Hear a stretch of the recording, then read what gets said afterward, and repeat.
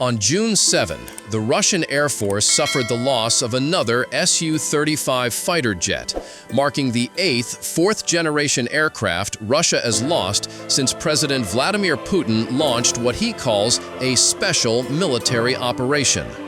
The destruction of this Su-35, however, was not the main focus. More significant was how Ukraine achieved this striking victory.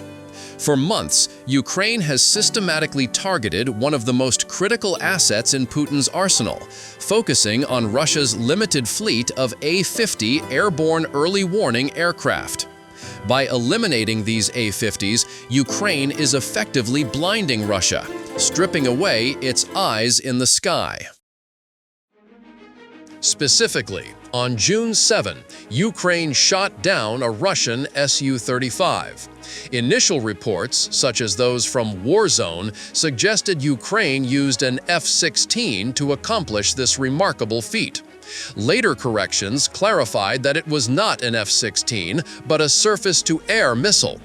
According to AV Vector, updated information indicated the Su-35, which took off from Borysoglebsk Air Base, was downed by an air defense missile system. While the exact system Ukraine employed remains unclear, the key point is that one of Russia's most valuable fighters was permanently removed from the battlefield. Ukraine's strike cost Putin an $85 million military asset and further depleted Russia's estimated fleet of about 100 Su-35s. The loss complicates Russia's ability to conduct sorties, giving Ukraine a chance to regain control of its airspace. Beyond the Su-35's destruction, a larger story emerged, revealing not only how Ukraine eliminated this fighter, but also a new tactic that could render the Russian Air Force ineffective. Military journalist David Axe, writing in Trenchart on June 8, emphasized that the real significance was not the Su-35's loss, but Ukraine's ability to execute the attack by consistently destroying Russia's A-50 early warning aircraft. This is critical because the A-50 serves as Russia's eyes in the sky over Ukraine. Axe noted that while the Russian Air Force is not entirely blind, it is increasingly losing its ability to monitor the battlefield as Ukraine continues to reduce Russia's airborne radar coverage by targeting Beriev A-50s. This context makes the Su-35 shootdown more understandable. Initially, the idea that Ukraine could down one of Russia's top fighters with an aging F-16 seemed improbable. When it was revealed that a surface-to-air missile was used, that too appeared unlikely. According to The National Interest, the Su-35 can reach speeds of Mach 2.25 and is typically protected by air defense systems when operating from Borysoglebsk. The only way Ukraine could achieve this success was by blinding Russia's eyes in the sky. This strategy is deliberate, and destroying A-50s has enabled Ukraine to do just that. To understand this, the A-50's role in the Russian Air Force must be examined. Per Army recognition, the Beriev A-50, NATO codename Mainstay, is an airborne warning and control system AWACS aircraft. The U.S. Air Force highlights that AWACS are vital for providing situational awareness of friendly, neutral, or hostile activities, command and control of areas of responsibility, battle management, surveillance of airspace at all altitudes and weather conditions, and early warning of enemy actions. In essence, nations rely on AWACS to maintain aerial oversight, with radar systems delivering critical data to pilots and ground forces. Without AWACS, aerial surveillance is severely limited, creating opportunities for attacks like the Su-35 destruction on June 7th. The A-50 is not the world's most advanced AWACS.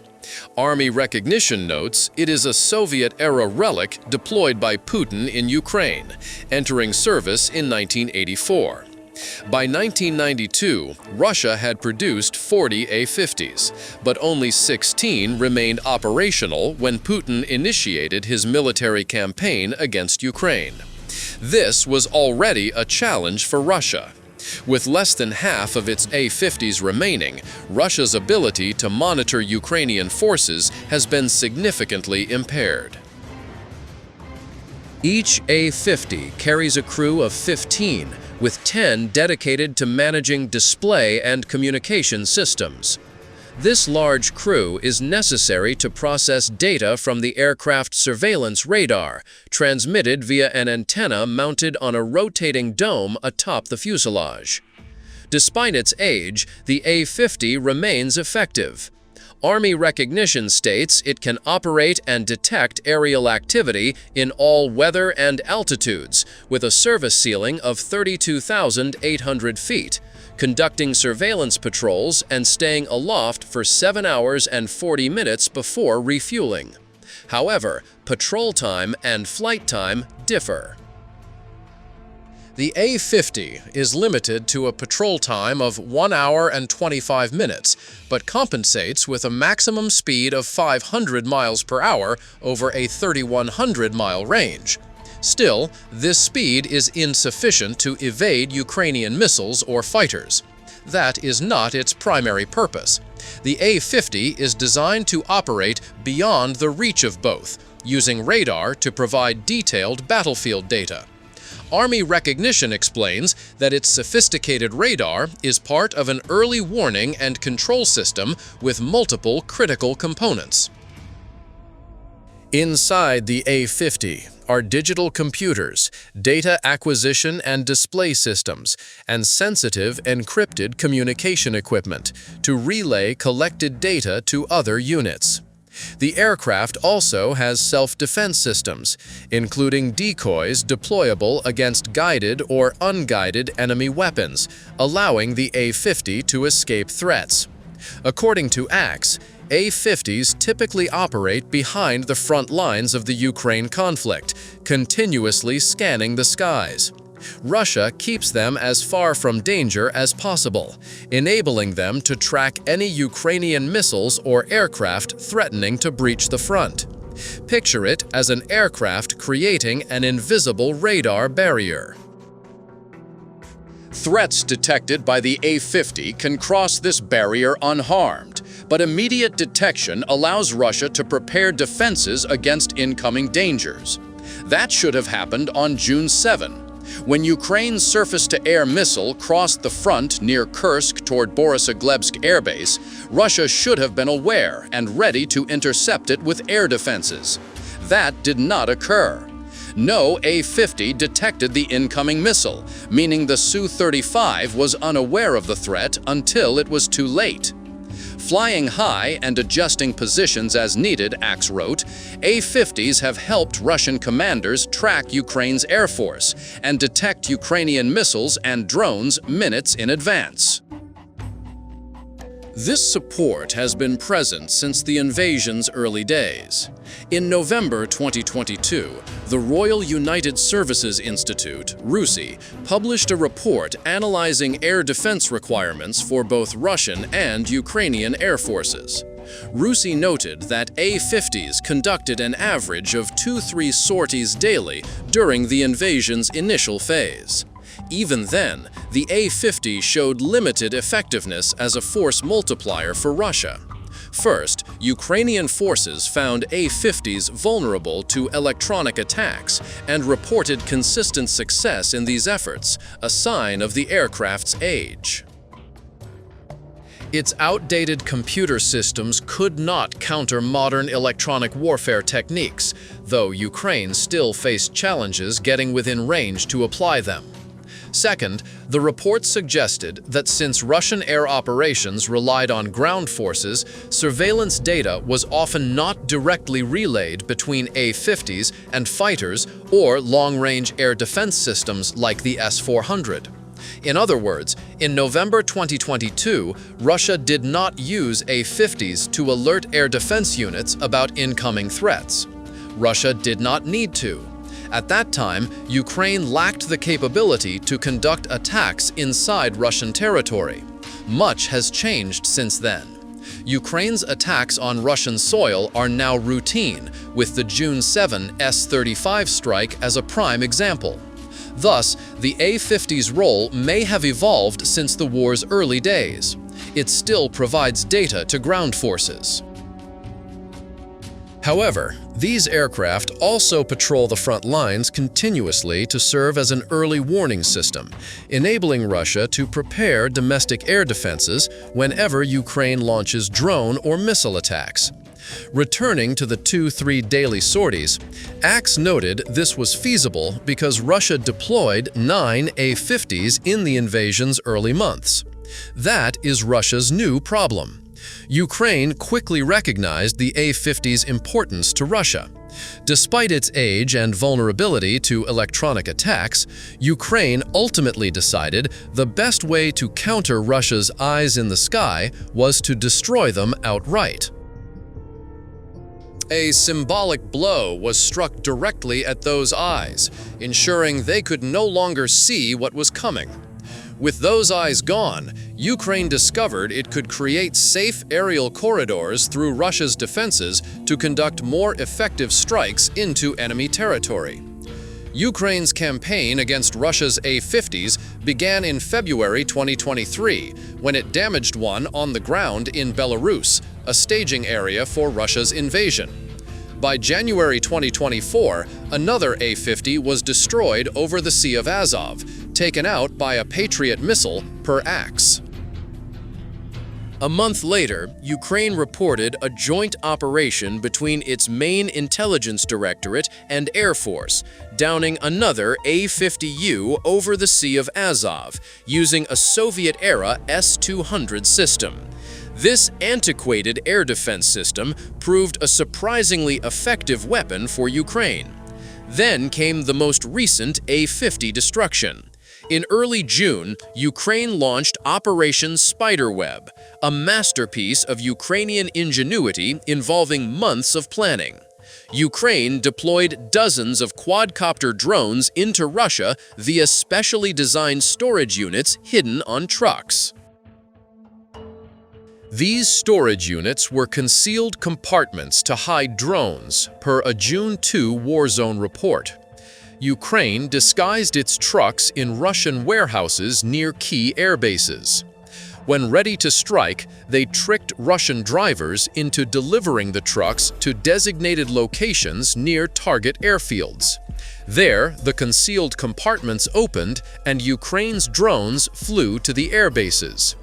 Initial reports claimed Ukraine destroyed 40 of Russia's most valuable bombers in Operation Spiderweb, severely weakening Russia's ability to conduct airstrikes from behind the front. Among the damaged aircraft were 2 A-50s, both hit by Ukrainian drones targeting their radar domes.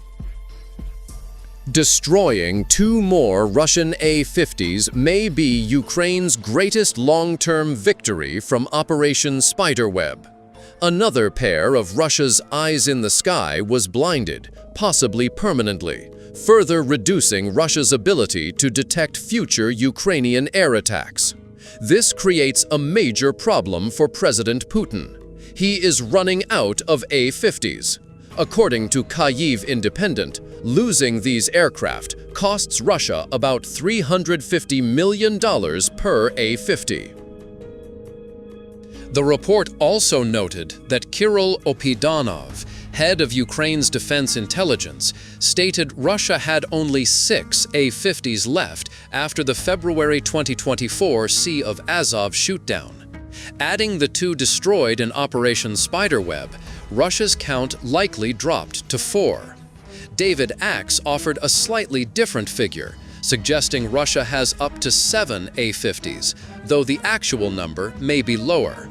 Per Axe, Russia grounded its remaining A-50s after the 2024 attacks, opting to rotate flights while rushing to replace losses. But Putin faces another issue.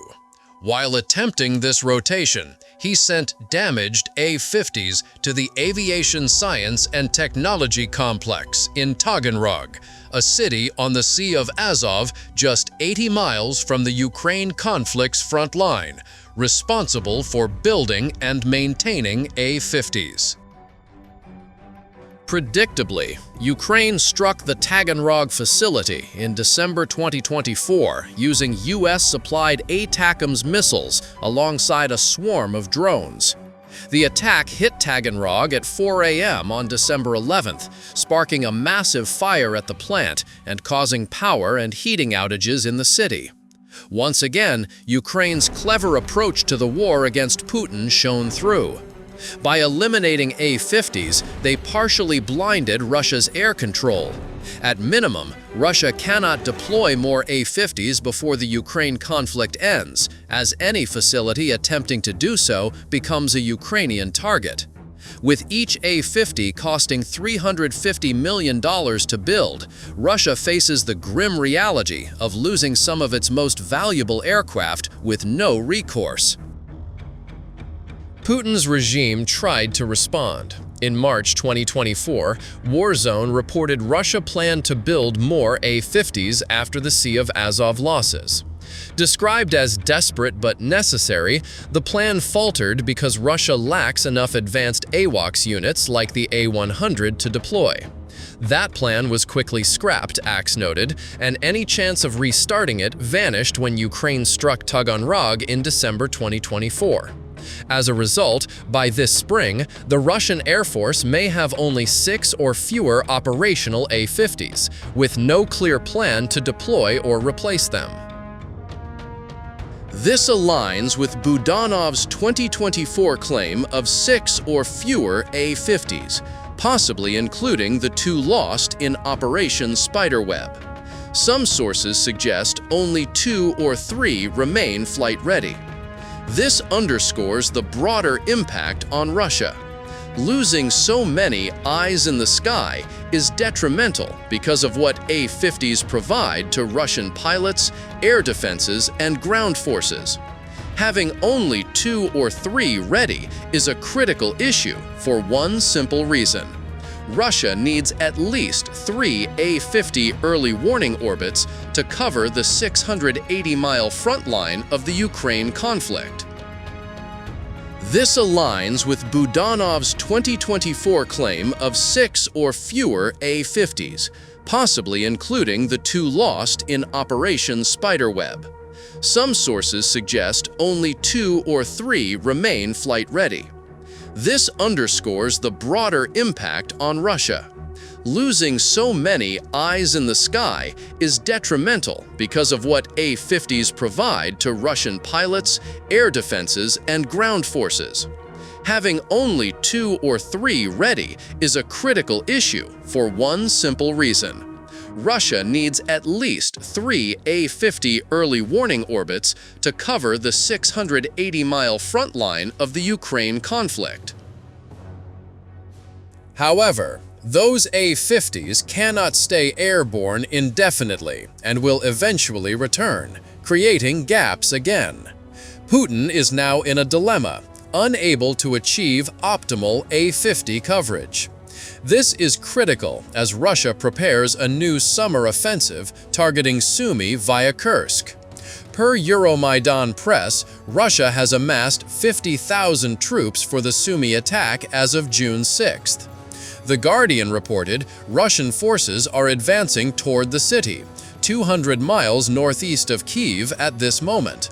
Yet, Sumy's governor has not sounded alarms, and per Kyiv Independent on June 8, there is no basis for evacuating the city yet. The loss of so many A-50s may be a factor. If Putin does not deploy his remaining A-50 trio to the emerging Sumy front, Russian ground troops will lack critical support for their planned summer offensive. This would be ideal for Ukraine, which could fend off Russia's human wave assaults, especially without access to aerial intelligence, using systems like HIMARS to decimate invaders. If Putin deploys A-50s near Sumy, it leaves Donetsk or southern Ukraine without eyes in the sky. Any gains in Sumy may be meaningless if Ukraine exploits the lack of A-50s to reclaim lost territory in Donetsk or the south. Once again, Putin faces a no-win situation. Whatever decision he makes, he cannot overcome the reality of insufficient A-50s, an inability to repair those damaged by Ukraine, and no capacity to build more. The stark truth is that Ukraine needs to destroy just one more A-50 to eliminate Russia's last orbit. Russian fighter pilots are not entirely blind across the Ukraine and Western Russia front, Axe concluded, but with only one A-50 orbit to extend their radar vision, they are nearly blind in some areas. If Ukraine continues its attacks and eliminates Russia's remaining A-50s, Russia may never regain air superiority. Putin's morale could be permanently crushed by Ukraine's smart strikes. For more details, check out our suggested videos on your screen. If you found this content valuable, subscribe to our channel for the latest updates on the Ukraine conflict. For now, goodbye, and see you tomorrow.